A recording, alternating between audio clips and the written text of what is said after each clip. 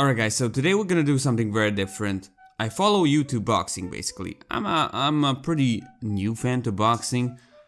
I wouldn't say I'm a expert on the sport, but I think I got the hang of it, like the basic stuff.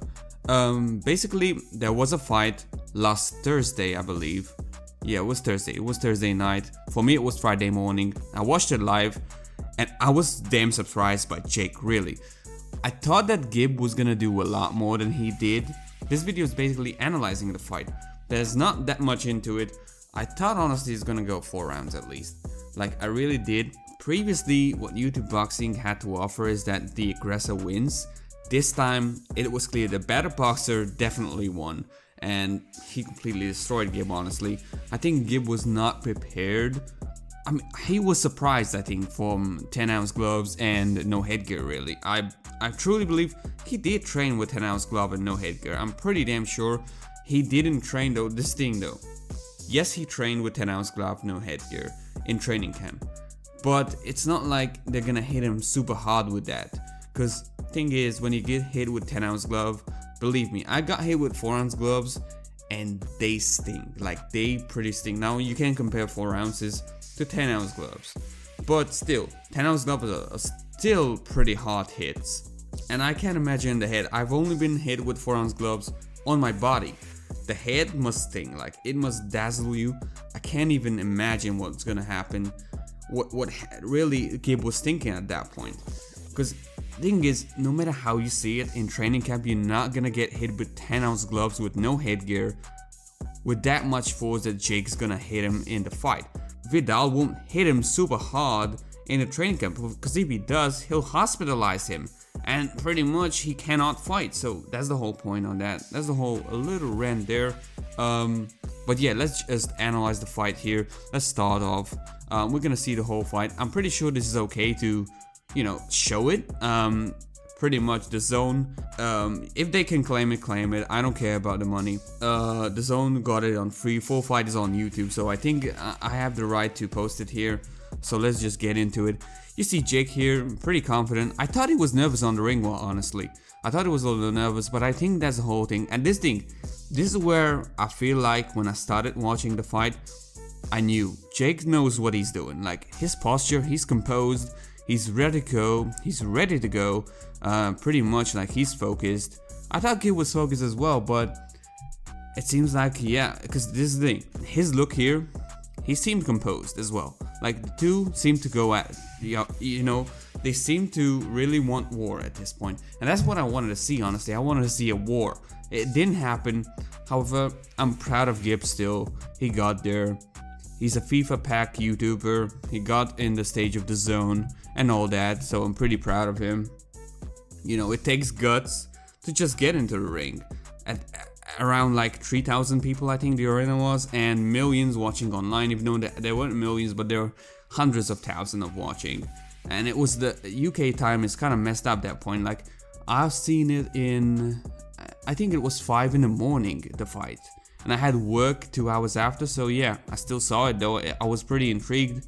It was a good build-up. It wasn't like KSI Logan build-up, but yeah, let's just get into it. You see here, you see Gib ducking always. That's his style. But this thing though, Jake knew what he knew was gonna happen in the fight. Like Gib's plan was always pressure. That's the thing about him. So the thing is, this is the disadvantage that Gib had.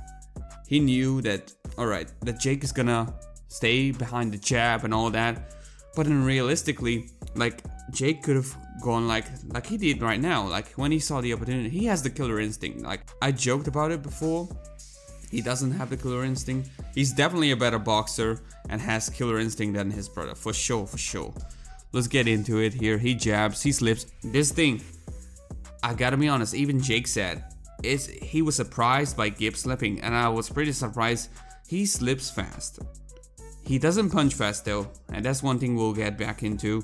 But I feel like what he does, he ducks, and when he slips the punch, this thing, Gib ducks, and once he ducks, when he sees the punch coming, he slips it, so he accelerates his ducking, and he slips it pretty well and pretty smooth actually. and you see he was slipping a bunch, he's punching, but he can't seem, I think he connected right there, but he can't seem to connect cleanly at Jake, because thing is, there was a 6-inch reach difference. That's so huge. I mean, this guy got in the ring with someone who was way taller than him, way bigger naturally than him, and you can't really say bad things to Gib. I mean, he has courage, he has heart, he's a dog.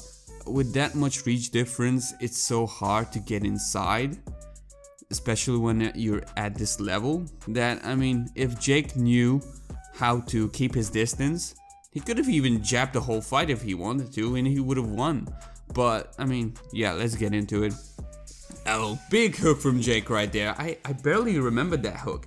However, Gib really dodged it well. He slipped it, he went under it, and he slipped it real well, and Gib went to there. I think he landed a check hook here. Yeah, that was a good check hook from Jake right there. However, Gib, I think, he landed his own hook, his right hook there. And they clinch up. I think one of them was a bit dazzled and was surprised by the... One thing is that Jake's keeping his hand up. Here, you can see the difference between the reaches here. Jake's planted on his head pretty deeply at this point, and Gib is barely on his face. That's the reach difference right there. He can't do nothing. Now, his legs. Gib's legs, I think they could have been better. He was too wide for me, and the biggest mistake of Gib's form, I think, is that he's ducking. It's his technique. I mean, he ducks. However, he was ducking too much. That could be the pressure though. However, this is what I think happened. I think the plan of Jake was basically do not aim for the head, aim lower. What I mean is, he knows that Gib likes to duck, so basically all you need to do really, punch downwards, so when he ducks, it's head level. So I think that was one of his plans, game plans in the whole fight, and it worked. I mean, if he keeps on ducking, you don't have to aim for the head level, you have to aim for the torso level, and because that's where the head will be. And yeah, he lost balance right there. So let's continue it. You see, that's a good hook. I think it didn't connect, it connected with the gloves, but thing is, with the way Gib's form is, his gloves are exactly resting on his shins.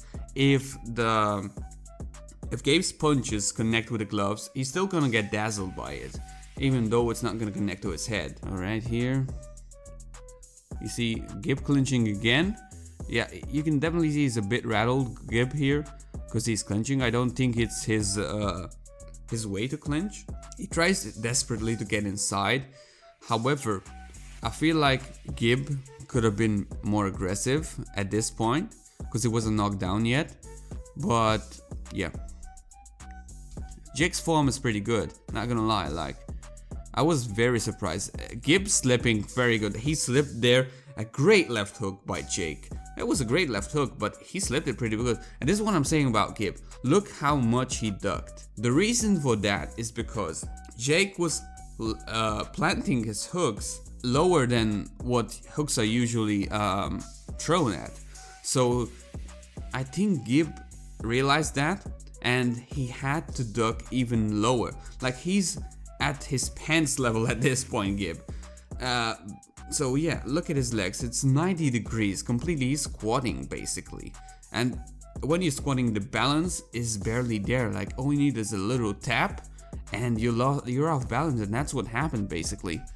I don't think Gib was very hurt that much. I mean, he was hurt a bit because there was some jabs landed, and there was like the last punch, which was, by the way, it was a very great combination. I think Jake Paul is definitely a decent amateur boxer at this point. Alright, he cornered him here. I thought it was gonna happen. A good slip from Gib there. Cause he's good at slipping. There's a hook that landed on his gloves, but that shit hurt, I think. That's a great overhand right there. Not gonna lie. Alright. Gib is changing angles. That's a good thing, but look at this. Jake jabs lower than what you usually jab again. This is what I'm saying. This is what basically his plan was. He's jabbing. Look at this. He jabbed completely off his center.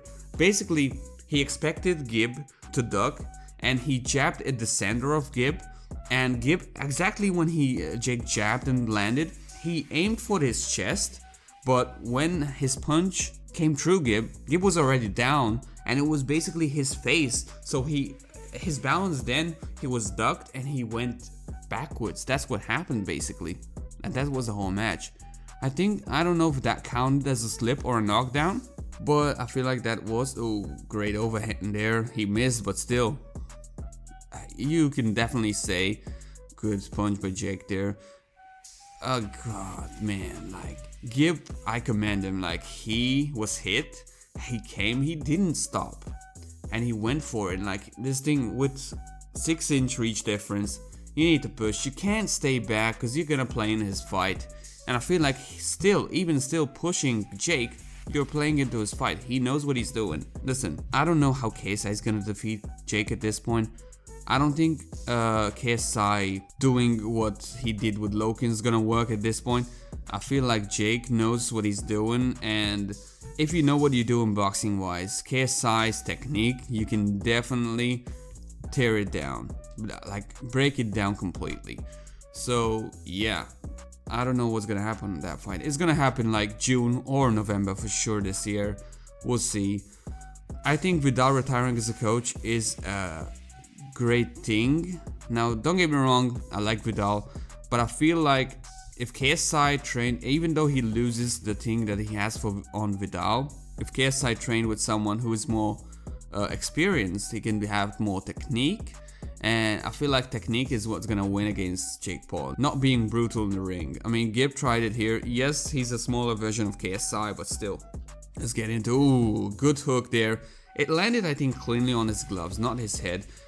But it was basically his temple there. So a temple shot drops you. Like you can see, Gib right now is doing the breathing technique that I forgot, Larry Wade I think taught KSI, and he obviously taught Gib here. Gib is pretty desperate. He's not into it at this point. Like, he's dazzled. You can see he's trying his best. He is hot, man. He landed there and he knows, like, oh my god, man, I commend Gib. Like, he landed one shot there and he knew Jake is a bit hurt. By the way, he was bleeding Jake by a few punches that was landed, so he's a very much crucial bleeder there.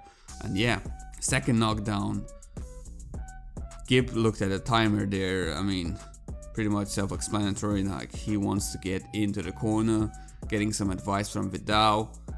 I feel like he could have been collected by Vidal, but Jake really showed his true skills here. Good hook, but ducked. His hooks weren't landing that much. His check hooks were landing. Oh, great jab there. Like, it was a very stiff jab. Jake was in the zone right now. Like, he knew he got Gib hurt, and he was pushing it. That's what you need to do. And if Logan did this to KSI when he got him hurt, he would have won. A great hook again. Oh my god, that was an overhand actually. Gib was fighting for his life at this point. Good. Oh my, that was the shot. That was the shot that really ended the fight. Like, Gib, he was destroyed by that shot. And thing is, the referee did a great call there. I mean, even though it was boxing rules, 3 knockdown rules, but still, if the fight continued there, Gib would have been extremely hurt. So now, KSI versus Jake Paul, June or November. That's my prediction on when the fight's gonna happen. How will the fight happen? I think I'm more hyped than ever at this point. At this, you can see here. I mean, we can stop it now. I'm more hyped than ever here. The rivalry is big. The rivalry was always there between Jake and KSI. Jake and KSI's rivalry is more real than Logan and KSI. I feel Logan and KSI's died down now. Probably we'll see them fight though in the future again, around 3. But yeah, they hate each other pretty much. They're always fighting who's in the A side and what's not. You know what I'm saying. Prediction on the fight though. I will do a separate video on that if you enjoyed this video. Yeah, but that's pretty much it. I love boxing. I want to keep covering YouTube boxing here. If you like it, make sure to comment down below. Make sure to subscribe and all that. You know what I'm saying. It's been Nightmare King, and I'm out.